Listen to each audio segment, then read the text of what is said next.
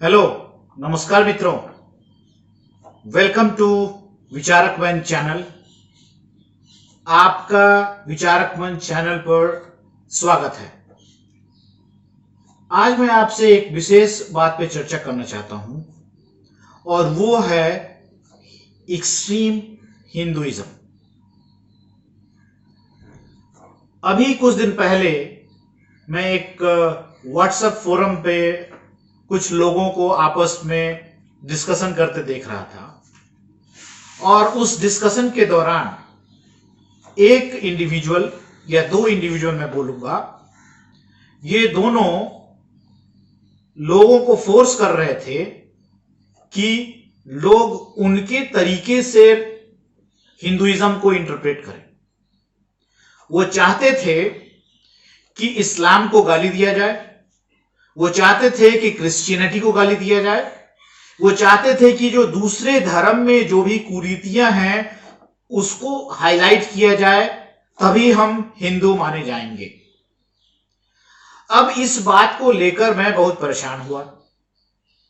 मैंने भी कोशिश की उन दो इंडिविजुअल से बातचीत करने की, डिस्कशंस करने का मैंने कोशिश भी किया, इंगेजमेंट हुई, लेकिन मैं उनको यह कन्विंस नहीं कर पाया कि भाई दूसरे मजहब को गाली देना, चाहे वो मुसलमान हो, सिख हो, ईसाई हो, कोई भी धर्म हो, यह हिंदुइज्म नहीं है। मैंने सोचा चलो आज विचारक मंच पे इस पे चर्चा कर लें। तो इसी मुद्दे को लेकर मैं आपसे भी क्वेश्चन करना चाहूंगा कि आपके हिसाब से क्या हमारा हिंदू धर्म हमें यह सिखाता है कि हम दूसरे मजहब के लोगों को गाली दें? क्या हमें यह सिखाता है कि हम दूसरे मजहब में क्या कुरीतियां हैं उसको फोकस करके अपने हिंदू धर्म की कुरीतियों को, कमजोरियों को छुपाएं? आज तक मैं तो बहुत ही एक्टिव रहा हूं डिफरेंट प्लेटफॉर्म्स पे, डोमेस्टिक फ्रंट पे भी, रीजनल फ्रंट पे भी, विलेज फ्रंट पे भी, इंटरनेशनल फ्रंट पे भी। लेकिन जो हिंदू धर्म को प्रमोट करने वाले लोग हैं, जिनकी बात हम सुनते हैं, जिनके विचार को हम आत्मसात करने की कोशिश करते हैं, किसी ने हमें यह ना सिखाया कि भाई आप दूसरे धर्म के लोगों को गाली दो। विवेकानंद जी जब शिकागो गए थे तब भी उन्होंने अमेरिका में जाकर यही कहा कि मैं उस धर्म से बिलोंग करता हूं जिस धर्म को के अंदर हर कोई को स्कोप है जीने का और ब्रदरहुड प्रमोट करने का। उन्होंने पूरे विश्व को अपना ब्रदर बनाया और सिस्टर बनाया।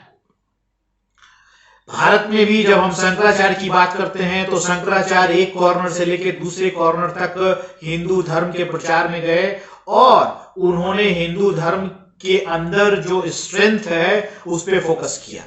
अब हिंदू धर्म के अंदर स्ट्रेंथ क्या है, इस पे भी लोग क्वेश्चन कर सकते हैं भाई। तो मेरे हिसाब से हिंदू धर्म के अंदर में पहला स्ट्रेंथ ये है कि हिंदू धर्म हमें पूरी लिबर्टी देता है अपने तरीके से अपने जिंदगी को जीने का। हिंदू धर्म हमें पूरी लिबर्टी देता है अपने आराध्य को डिफाइन करने का या चूज करने का। हिंदू धर्म हमें पूरी लिबर्टी देता है कि हम एक गाय को पूजें, एक बैल को पूजें, एक पेड़ को पूजें, शंकर भगवान को पूजें, राम को पूजें, सीता को पूजें, हनुमान को पूजें, या समुद्र को पूजें, या पानी को पूजें, या मत्स्य को पूजें। ये लिबर्टी हिंदू धर्म ने हमें इसलिए दी है ताकि हम किसी दूसरे धर्म पे आश्रित न हो सके और उनके द्वारा बनाए गए रूल्स रेगुलेशंस में न फंसे, बरगलाए न जाए। और ये स्ट्रेंथ के कारण ही आज हिंदू धर्म इतने सारे अटैक होने के बावजूद वो अभी तक सरवाइव कर रहा है और थ्राइव कर रहा है। अगर ऐसे भी ना माना जाए, रिसर्च बता रहा है, हमें सोशल रिसर्च किए गए हैं और लोगों ने इसके बारे में चर्चा की है, देश में भी विदेश में भी। एंड उस चर्चा में सबसे ज्यादा यही चीज आया है खुल के, अभी भी आ रहा है कोरोना के समय में खुल के, कि हिंदू धर्म के अंदर जो प्रैक्टिसेस हैं, चाहे वो रिलीजियस हो, रिचुअल्स हो, या या मेडिटेशन हो, योग हो, आध्यात्म हो, स्पिरिचुअलिटी हो, या अपने इस इहलोक से परलोक जाने के क्रम में जो जर्नी है उसके बारे में जो हम चर्चा करते हैं, गहन चिंतन करते हैं, तो उसमें भी हम पाते हैं कि हिंदू धर्म ने हमें बहुत सारे रास्ते दिए हैं अपने ईश्वर के पास जाने का। हिंदू धर्म तो ये भी बोलता है कि तुम किसी ईश्वर को ना मानो, लेकिन मानना तो आपको होगा कि भाई कोई ना कोई तो है जो हमें एनर्जी देता है, हमें जीने के लिए प्रोत्साहित करता है और हमें एक दूसरे से जोड़ता है। अगर कोई नहीं है तो मान लीजिए नेचर है, मान लीजिए पत्थर है, मान लीजिए भगवान है। वही तो बोलते हैं कि मानो तो मैं पत्थर हूं, नहीं तो मैं भगवान हूं। अब दोनों तरीके के लोग हमारे हिंदू धर्म में पाए जाते हैं। आप देखेंगे राह चलते लोग पत्थर को पूज रहे होते हैं, और वही कुछ ऐसे लोग हैं जो क्वेश्चन कर रहे होते हैं कि इस पत्थर को क्यों वो लोग पूज रहा है, और दोनों हिंदू ही हैं। तो ऐसी स्थिति में क्या जिन्होंने पत्थर को ना पूजा उनको हम बोलेंगे कि आप हिंदू नहीं हैं? क्या जिन्होंने मुसलमान को गाली ना दी उनको हम बोलेंगे वो हिंदू नहीं है? क्या जिसने ईसाई को गाली ना दी वो हिंदू नहीं है? मेरे मित्र, ये सोच अगर किसी में आ रहा है तो मुझे लगता है कि वो एक मानसिक विकृति है जिसपे उन बंधुओं को कंट्रोल करना चाहिए। मैं आपसे माफी मांगूंगा कि कुछ लोगों के विचार से इस विचार पे मैं कभी सहमत नहीं होऊंगा कि किसी को गाली देना हिंदुइज्म सिखाता है, किसी को प्रताड़ित करना मेंटली या फिजिकली या किसी भी फॉर्म में हिंदुइज्म सिखाता है।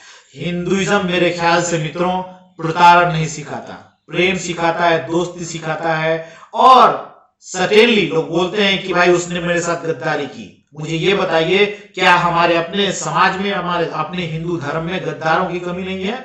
आज तक भारत के अंदर जितनी भी अटैक्स हुए और जीत हुई बाहरी ताकतों की, वो हमारी वजह से हुई, हमारे हिंदू के लोग, हिंदू समाज में बैठे लोगों के कारण हुई। चाहे वो दुश्मनी निकालने के क्रम में हुई, चाहे वो पैसे के लोभ में हुई, चाहे वो डर के कारण हुआ।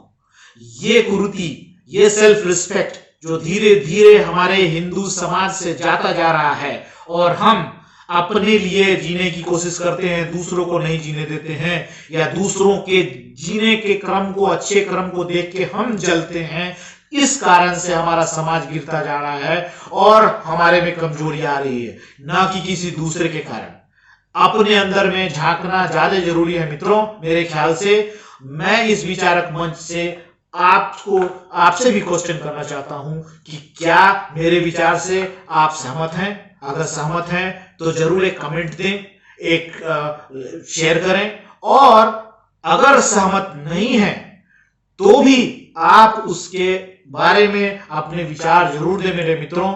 आशा है आपसे संपर्क बना रहेगा। अगर आपको टाइम मिले तो हमारा एक विचारक मंच यूट्यूब चैनल है, उसको जरूर सब्सक्राइब करें। सिमिलरली फेसबुक पे भी हमारा विचारक मंच का एक पेज है, उसको लाइक करें। और हमसे कनेक्ट होने के लिए अगर आपकी इच्छा हो तो हमारा एक टेलीग्राम पे ग्रुप भी है जिसका नाम है विचारक मंच, आप उससे भी कनेक्ट हो सकते हैं। ये सारा जो डिटेल मैंने आपको दिया है वो मैं अभी डिस्क्रिप्शन बॉक्स में भी डाल रहा हूं। अगर आपको समय मिले तो इन जगहों पे आप आए, हमसे रूबरू हों, आपस में संपर्क बनाएं, दोस्ती बनाएं और समाज में बेटरमेंट लाने की कोशिश करें मित्रों, न कि किसी दूसरे को गाली देने की कोशिश करें। उससे समाज जुड़ेगा नहीं, टूटेगा। खास के तब जब हम एक बड़े क्राइसिस से गुजर रहे हों। अभी हमें अपने रूट्स को मजबूत करने की जरूरत है, हमें अपने आप को मजबूत करने की जरूरत है, न कि किसी दूसरे के कमजोरी को उजागर करके अपने आप को खुश बनाने की कोशिश करने में है। मित्रों, आपने समय दिया उसके लिए धन्यवाद। Hope to see you soon. Till then, good bye and adios.